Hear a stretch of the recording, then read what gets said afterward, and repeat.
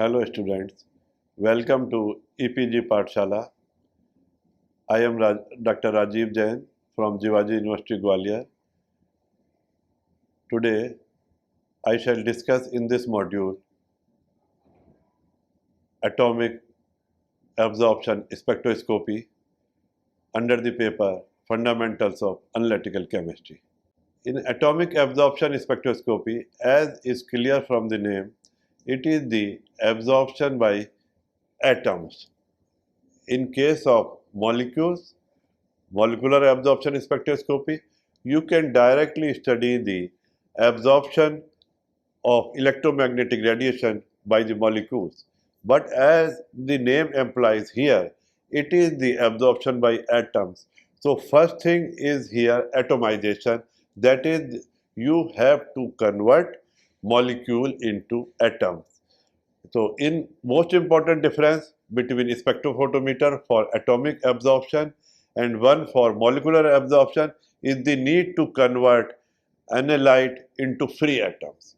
Atomization may be carried out by flame atomization and by electrothermal atomization. Means we are converting molecules in gaseous phase into atoms, and these atoms will absorb electromagnetic radiation, and then we will study how absorption, what changes take place by absorption of electromagnetic radiations by atoms. If it is not possible to atomize by flame or by electrothermal atomization, then there are various other methods for doing atomization of atomization means conversion of molecules into atoms. The objectives of this module, in this module you will learn instrumentation of atomic absorption spectroscopy, and in this instrumentation the difference with molecular spectroscopy is that here it also involves atomization, and that can be carried out by flame atomizers, or it can be carried out by electrochemical atomizers, or various other methods are there. Then preparation of sample. Then important thing is here to study chemical interferences, to remove chemical interferences, because if some impurities are there, then they interfere in the analysis. Then how to study of chemical interference. So students, you have seen there are two different type methods for atomization of molecules into atom. It may be flame atomization or it may be electrothermal atomization. So which type of atomization, which technique of atomization should be used, it depends upon the concentration of the analyte present in the matrix. So how to select it? If the concentration is very less, then electrothermal atomization technique is usually selected, but there is a limitation of electrothermal atomization, that there may be some interferences may be there. And if the concentration is sufficient, then flame atomization is preferred, because in that case there are lesser chances of interferences, and it also gives a precision of results. So if we compare both the methods, then we can say that electrothermal atomization is more sensitive, whereas flame atomization is less sensitive. And for many substances where flame atomization is not possible, electrothermal atomization can be carried out very easily. Flame atomizers. In flame atomization, the sample is first converted into a fine mist consisting of small droplets of solution as shown in figure 1. This is accomplished using a nebulizer assembly shown in figure 2. The sample is aspirated into a spray chamber by passing a high pressure stream consisting of one or more combustion gases past the end of a capillary tube immersed in the sample. The impact of the sample with the glass impact bead produces an aerosol mist. The aerosol mixes with the combustion gases in the spray chamber before passing to the burner where the flame is thermal energy dissolvates the aerosol mist to a dry aerosol of small solid particles. Subsequently, thermal energy volatilizes the particles, producing a vapor consisting of molecular species, ionic species, and free atoms. In thermal energy in flame atomization is provided by the combustion of a fuel oxidant mixture. Common fuels and oxidants and their normal temperature ranges are listed in table 1. Of these, the air acetylene and nitrous oxide acetylene flames are used most frequently. Normally, the fuel and oxidant are mixed in an approximately stoichiometric ratio. However, a rich fuel mixture may be desirable for atoms that are easily oxidized. The most common design for the burner is the slot burner as shown in figure 3. This burner provides a long path length for monitoring absorbance and a stable flame. The burner is mounted on an adjustable stage that allows the entire burner assembly to move horizontally and vertically. Horizontal adjustment is necessary to ensure that the flame is aligned with the instrument's optical path. Vertical adjustments are needed to adjust the height within the flame from which absorbance is monitored. This is important because two competing processes affect the concentration of free atoms in the flame. An increased residence time in the flame results in a greater atomization efficiency. Thus, the production of free atoms increases with height. On the other hand, longer residence times may lead to the formation of metal oxides that absorb at a wavelength different from that of the atom. For easily oxidized metals such as chromium, the concentration of free atoms is greatest just above the burner head. For metals such as silver, which are difficult to oxidize, the concentration of free atoms increases steadily with height. Other atoms show concentration profiles that maximize at a characteristic height. The most common means for introducing samples into flame atomizer is continuous aspiration, in which the sample is continuously passed through the burner while monitoring the absorbance.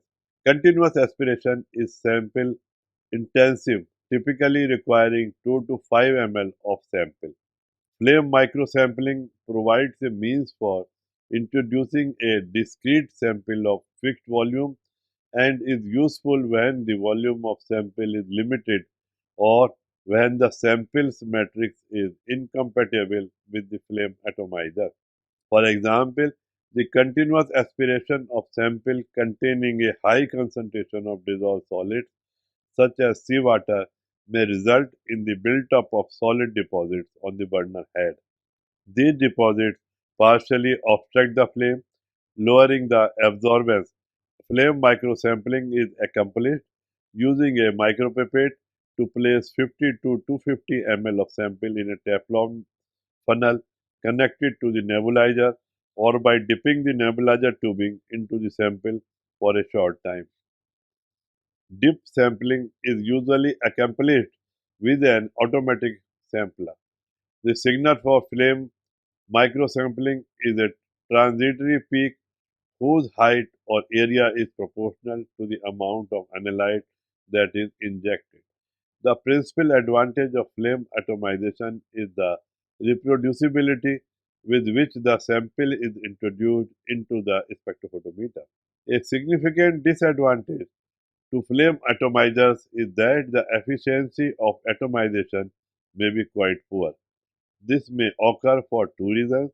First, the majority of the aerosol mist produced during nebulization consists of droplets that are too large to be carried to the flame by the combustion gases. Consequently, as much as 95% of the sample never reaches the flame. A second reason for poor atomization efficiency is that the large volume of combustion gases significantly dilute the sample. Together, these contributions to the efficiency of atomization reduce sensitivity since the analyte's concentration in the flame may be only 2.5 into 10 raised to power 6 of that in solution. Another type of atomizers are electrothermal atomizers. A significant improvement in sensitivity is achieved by using resistive heating in place of a flame. A typical electrochemical atomizer has been shown in figure, also known as graphite furnace, consists of a cylindrical graphite tube approximately 1 to 3 centimeter in length and 3 to 8 millimeter in diameter. The graphite tube is housed in an assembly that seals the ends of the tube with optically transparent windows. The assembly also allows for the passage of the continuous stream of inert gas, protecting the graphite tube from oxidation and removing the gaseous products produced during atomization. A power supply is used to pass a current through the graphite tube, resulting in resistive heating. Samples between 5 and 50 ml are injected into the graphite tube through a small diameter hole located at the top of the tube. Atomization is achieved in three stages. In the first stage, the sample is dried using a current that raises the temperature of the graphite tube to about 110 degrees centigrade. Desolvation leaves the sample as a solid residue. In the second stage, which is called ashing, the temperature is increased to 350 to 1200 degrees centigrade. At these temperatures, any organic material in the sample is converted to carbon dioxide and H2O, and volatile inorganic materials are vaporized. These gases are removed by the inert gas flow. In the final stage, the sample is atomized by rapidly increasing the temperature to 2000 to 3000 degrees centigrade. The result is a transient absorbance peak whose height or area is proportional to the absolute amount of analyte injected into the graphite tube. The three stages are complete in approximately 45 to 90 seconds, with most of this time used for drying and etching the sample. Electrothermal atomization provides a significant improvement in sensitivity by trapping the gaseous analyte in the small volume of the graphite tube. The analyte's concentration in the resulting vapor phase may be as much as 1000 times greater than that produced by flame atomization.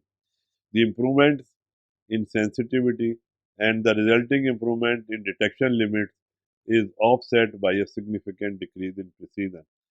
Atomization efficiency is strongly influenced by samples contact with the graphite tube, which is difficult to control reproducibility. Atomic absorption spectroscopy is very well suited for trace and ultra trace analysis by using electrothermal atomization. By diluting samples, atomic absorption spectroscopy can be applied to minor and major analytes. A small volume allows use of micro and ultra micro samples. Uh, that is, in atomic absorption spectroscopy, a analysis can be carried out to the level of parts per million or even less when using flame atomization process as well as when using electrothermal atomization process.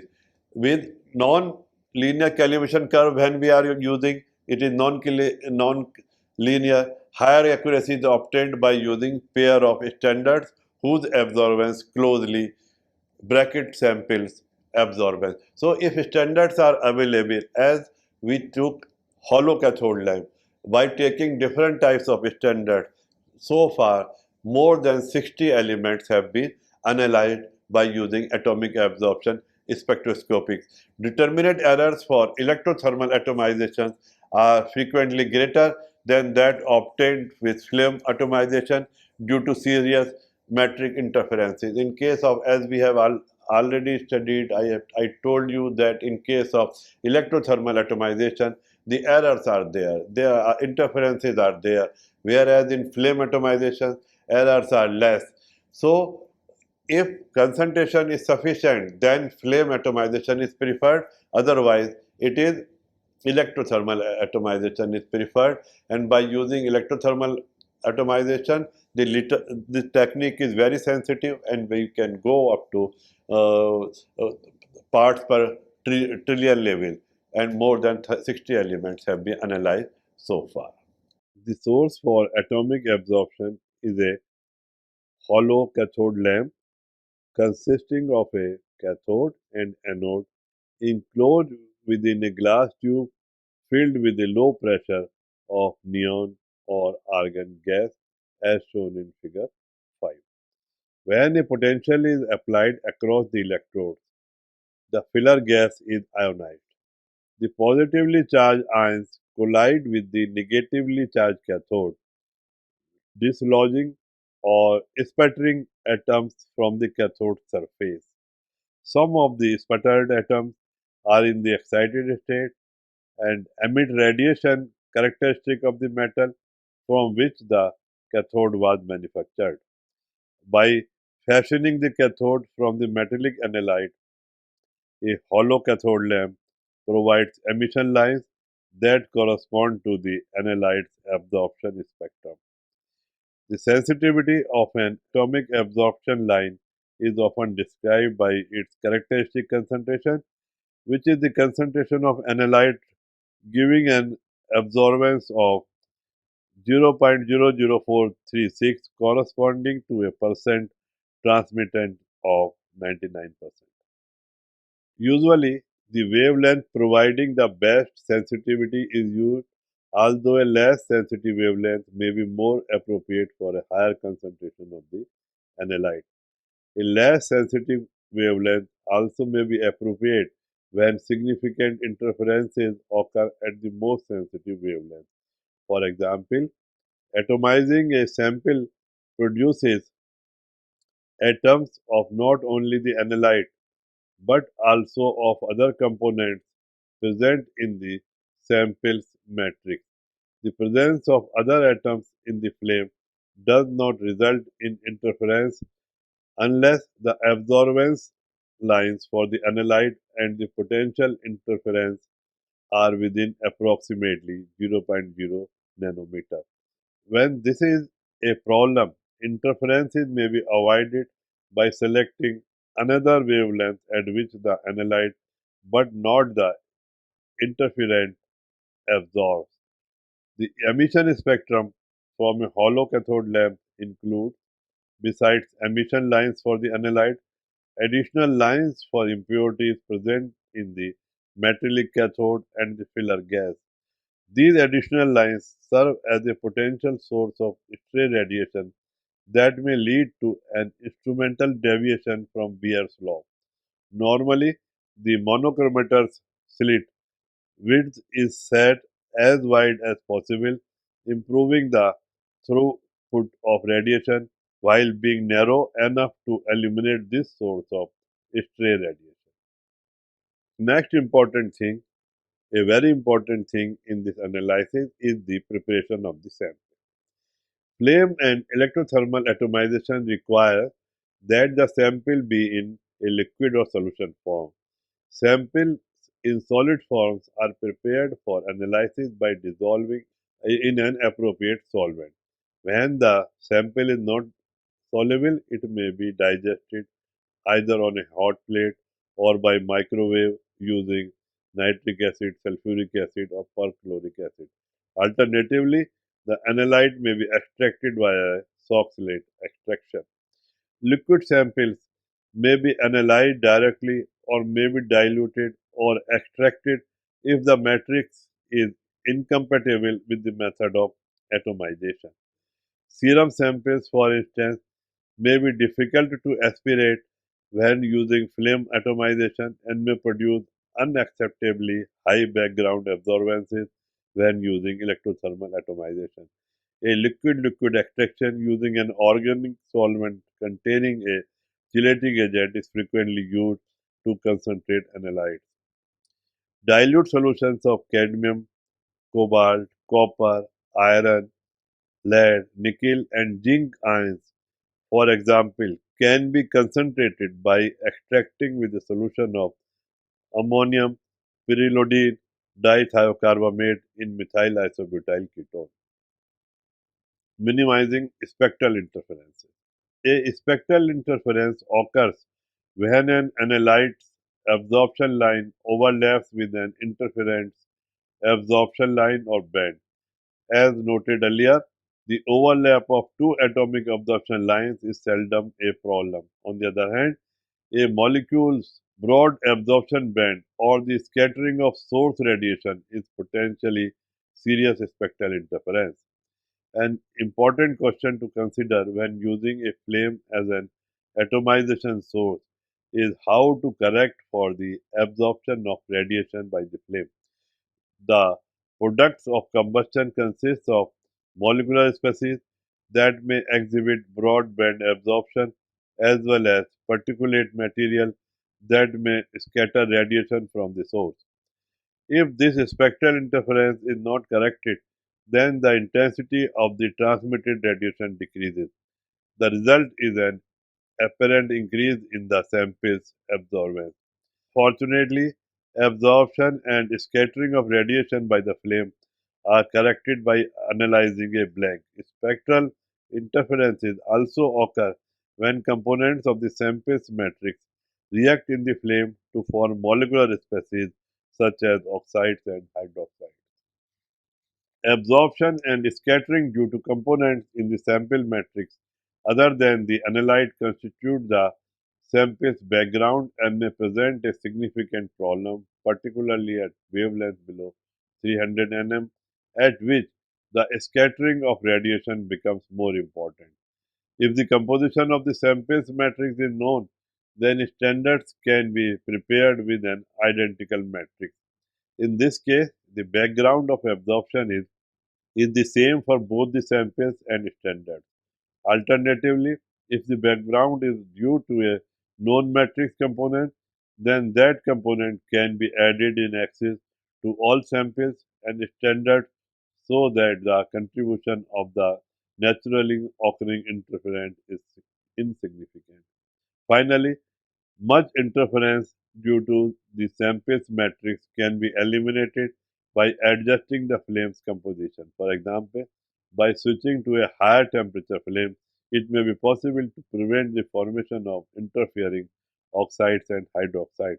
When the identity of the matrix interference is unknown, or when it is impossible to adjust the flame to eliminate the interference, then other means may be used to compensate for the background interference. Several methods have been developed to compensate for matrix interferences, and most atomic absorption spectrophotometers include one or more of these methods. One of the most common methods for background correction is the use of continuum source, such as a D2 lamp. Since the D2 lamp is a continuum source, the absorbance of its radiation by the analyte's narrow absorption line is negligible. Any absorbance of radiation from the D2 lamp, therefore, is due to the background. Absorbance of radiation from the hollow cathode lamp, however, is due to both the analyte and the background. Subtracting the absorbance for the D2 lamp from that for the hollow cathode lamp gives an absorbance that has been corrected for the background interference. Although this method of background correction may be quite effective, it assumes that the background absorbance is constant over the range of wavelengths passed by the monochromata. When this is untrue, subtracting the two absorbances may under or overcorrect for the background. Other methods of background correction have been developed, including Zeeman effect background correction and Smith-Hyde background correction, both of which are included in some commercially available atomic absorption spectrophotometer. Another thing is to minimize chemical interferences. The quantitative analysis of some elements is complicated by chemical interferences occurring during atomization. The two most common chemical interferences are the formation of non-volatile compounds containing the analyte and ionization of the analyte. One example of chemical interference due to the formation of non-volatile compounds is observed when phosphate or aluminum ion is added to solution of calcium ion. In one study, for example, adding 100 ppm aluminum ion to a solution of 5 ppm calcium ion decreased the calcium ion's absorbance from 0.50 to 0.14, whereas adding 500 ppm potassium phosphate ion to a similar solution of calcium ion decreased the absorbance from 0.50 to 0.38. These interferences were attributed to the formation of refractory particles of calcium phosphate and aluminum calcium oxide. The formation of non-volatile compounds often can be minimized by increasing the temperature of the flame, either by changing the fuel to oxidant ratio or by switching to a different combination of fuel and oxidant. Another approach is to add a releasing agent or protecting agent to solutions containing the analyte. A releasing agent is a species whose reaction with the interferent is more favorable than that of the analyte. Adding strontium ion or lanthanum to solutions of calcium ion, for example, minimizes the effect of phosphate ion and aluminum ion by reacting in place of the analyte. Adding 2000 ppm of strontium chloride to the calcium phosphate and calcium aluminate mixture discussed above gave absorbances for each of 0.48, whereas a solution of 2000 ppm strontium chloride and calcium ion alone gave an absorbance of 0.49. Protecting agents react with the analyte to form a stable volatile complex. Adding 1% volume weight by weight EDTA to the calcium phosphate solution discussed in the preceding paragraph gave an absorbance of 0.52 compared with an absorbance of 0.55 for just the calcium ion and EDTA. On the other hand, EDTA does not serve as a protecting agent for solutions of calcium and aluminum ions. Ionization interferences occur when thermal energy from the flame or electrothermal atomizer is sufficient to ionize the analyte. That is, M is ionized to M plus ion and electrons are ejected, where M is the analyte in atomic form and M ion is the cation of the analyte formed by ionization. Since absorption spectra for M and M plus are different, the position of the equilibrium in reaction one affects absorbance at wavelengths where M absorbs. If another species is present that ionizes more easily than M, then the equilibrium in reaction 1 shifts to the left. Variations in the concentration of easily ionized species therefore may have a significant effect on a sample's absorbance, resulting in a determinate error. The effect of ionization can be minimized by adding a high concentration of an ionization suppressor, which is simply another species that ionizes more easily than the analyte.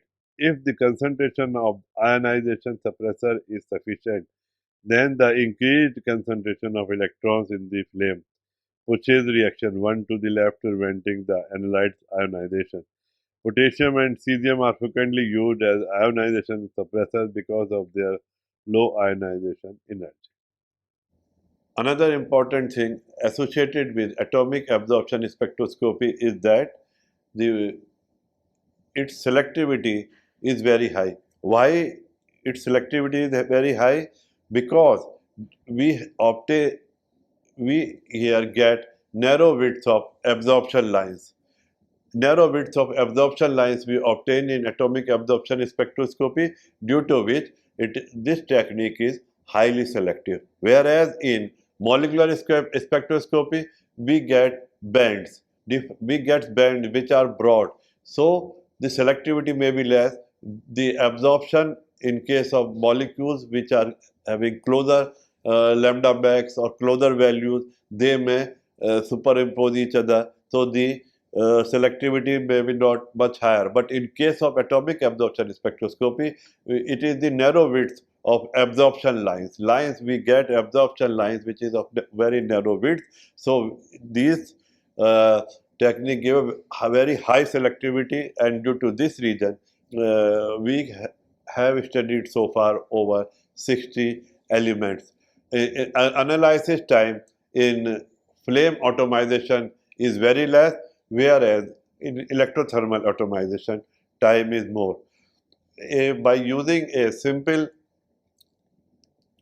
flame atomization technique, in an hour, about 200 to 400 samples may be analyzed in an hour. Atomic absorption spectroscopy has been used for qualitative and quantitative analysis for a variety of elements in different types of matrices. Its specificity, selectivity, and sensitivity is so high that it is a method of choice.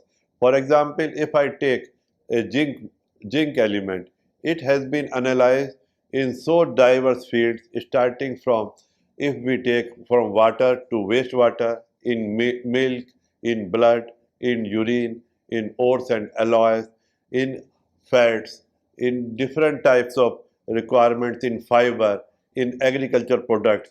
So by taking different types of matrices, we can put it or atomize it by using electrothermal atomization method or flame atomization method, and we can study it. Due to its line which we obtain, a very sharp line, we can selectively, by in a simple single experiment, we can qualitatively and quantitatively analyze lots of different types of elements. So this is a method of choice.